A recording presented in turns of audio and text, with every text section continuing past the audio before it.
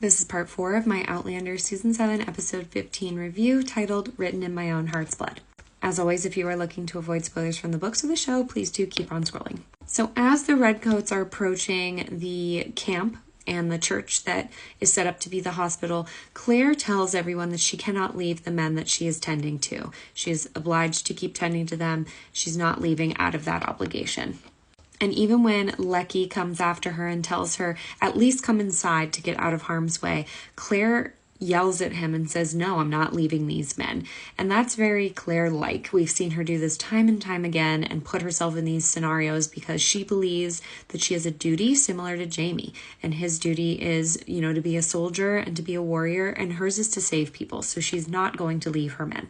At this point, he finally admits to Claire that she's a damn good doctor, and it's kind of like, well, thanks, but I'm going to continue being a good doctor over here since you're going to run away. And then we see Jamie getting word that more Redcoats are coming, and they have a lot go on with him off screen that we don't get to see. In the books, there are a lot of passages explaining what's happening to Jamie during this battle, where Jamie is during the battle, things that are happening around him during the battle, and they just kind of omitted all of those things in the show, I think because they really wanted to push the Claire storyline more than the battle with Jamie, because this episode is definitely more so about her. But there's still a lot of interesting things that happen with Jamie that we just don't get to see in the episode, which is kind of a bummer. To be fair, though, Jamie is informed of a lot of things happening in the battle by men coming up to him and telling him the information. So that's not lost on me either, that is how it plays out in the books. But I think I would have liked to have seen a little bit more action with him and getting to witness him fight. And we didn't get to see William fight either. So that's two people that I love to see fight that they just didn't have fight in this episode. And back at the tent, Claire can see the Redcoats starting to retreat by her. And, they're very close to her. I think in the books, it doesn't really give you like a true sense of how close she is to the action. But here it's pretty palpable that she's up close and personal with these men. And then Bixby, who's a pretty prominent character in this scene with Jamie, he's by Jamie's side for most of the battle, approaches Claire at this point. And he is sort of the info dump character in this situation and explains to the show watcher a lot of what I read in the books about what happens during the battle. Claire kind of gets the lowdown from him as to where Jamie is and what happens with Jamie. And he tells her that George Washington made General Lee resign. He relieved him of his command after he had his men retreat, and Washington was furious. And in the books, we actually have Jamie's point of view where he's hoping that Washington doesn't spot him, but he does, and asks Jamie to accompany him, and they run along the ridgeline and actually attack the Redcoats, and that's what's causing them now to be retreating. So Jamie was very much in on the action of that. Claire obviously is happy to hear that we're technically winning at this point and is tending to him, but watching as these men start, growing in numbers walking by, and they're still yelling at each other as they're walking by because, again, they're in close proximity to one another, and she's right in the middle. Now, we can see that Jamie spots Claire from across this big meadow, and in the books, that's kind of how it plays out when he watches her get shot. They change that in the show, and he actually is right close to her, and they make eye contact, and his voice is what makes her turn around at that point. So that's a deviation from the show. This is pretty true to what the book, at least in my mind, made it out as, is he spots her in a clearing and then from a distance watches her fall to the ground. But I will say I did like how this was shot, because it is pretty in keeping with the two of them, that Jamie would call out to her and she would see him and be relieved to know that he's alive, and then once again something bad happens to these two. And this up close shot of Jamie's face and his eyes and the expression he makes on his face is very similar to the one he makes at the beginning of the season when he thinks Claire is dead and has died, but he knows in his heart that she's still alive at this point. Very similar shot here, which I liked that parallel that they drew. And we see Claire have this sudden realization of what's happened to her, and her going into shock. And I highly recommend you read the book chapters about this event, because there's so much going on in her brain that obviously Katrina Balfe is a very emotive actress and she does a wonderful job of that, but it's very interesting when you're reading the book and you actually know what Claire's thinking at this moment in time and how her brain kind of connects the dots of what's happening. It's fascinating to me.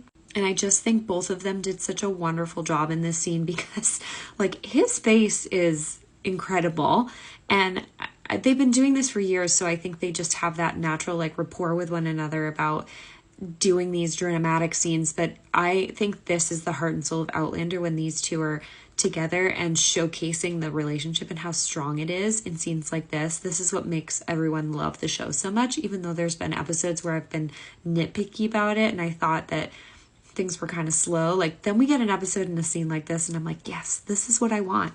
Nearly all of the rest of the scene is directly out of the books, and I love how manic Jamie is, because he just is so manic in the books, and Sam Heughan did a wonderful job portraying that in this scene, I think. And when Jamie brings Claire inside, we see that Lecky is the surgeon that is inside the church, and so he looks at Claire and sees the amount of blood and assumes that he can't save her. And Jamie's just not having it. Like, I loved how he was in this scene. He's just the Jamie, the angry Scotsman that we saw in seasons 1 and 2 all over again. I just really loved how they portrayed this. And again, it's all taken right from the books, the dialogue as well, but he did a wonderful job with it, including when Lecky walks away and he swears at him and Claire says, "Did you just call him what I think you just said?"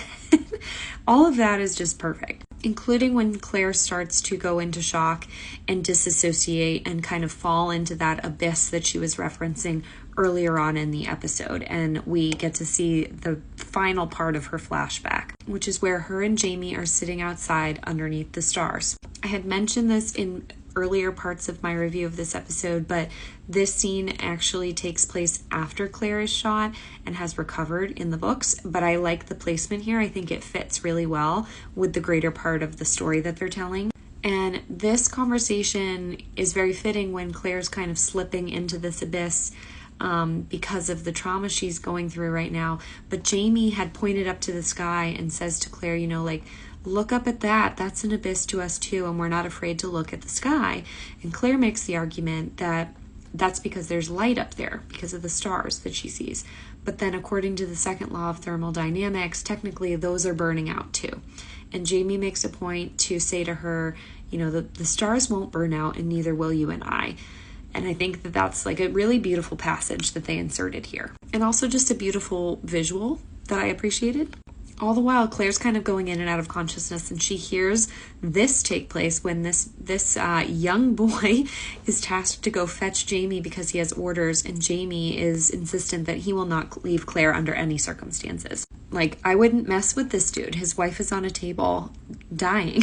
I didn't put the clip just in case TikTok would flag it, but him writing what he writes on his back with the blood on his hands was so palpable for me reading the books, and I'm so glad they chose to keep that in the story because he's just so unhinged at this point. And Claire, remarkably, is kind of talking him through everything as he's panicking and makes sure that he is going to fetch Denzel Hunter at this point. I love that they also included this scene where Jamie is praying for her in the church and bringing his faith back to the forefront, because we know that he is someone who heavily believes in God and his religion, and I think that this was a really nice touch too. And him just insisting that this will not be the day that they part from one another was just so touching. I really do think this was a standout episode for Sam. He did so many wonderful things in this episode, acting-wise. And then Denzel Hunter and Rachel Hunter arrive in order to take care of Claire, and we get the cheese reference from the previous episode. This time it's Rachel who has the cheese. In the books it's Dottie, but again, she's not here. And I loved that they also included the line of dialogue where Jamie says to her, you know, I will beg you not to leave me, and she says, I won't. In the books, I thought that was funny because we're in her point of view, and she also has a recollection that her last clear thought was that she forgot to tell him not to marry a fool in case she didn't survive. And we see Denzel being coached by Claire as to what to do, what she thinks is going on, and asks Jamie to pray. And again, like, just perfect. And as Jamie kisses her forehead, Claire starts to slip off, and we see the stars just like the flashback implies. Overall, I thought this was a wonderful episode. Again, deviated a lot of storylines that I hoped they included, but overall, I think this was a really, really strong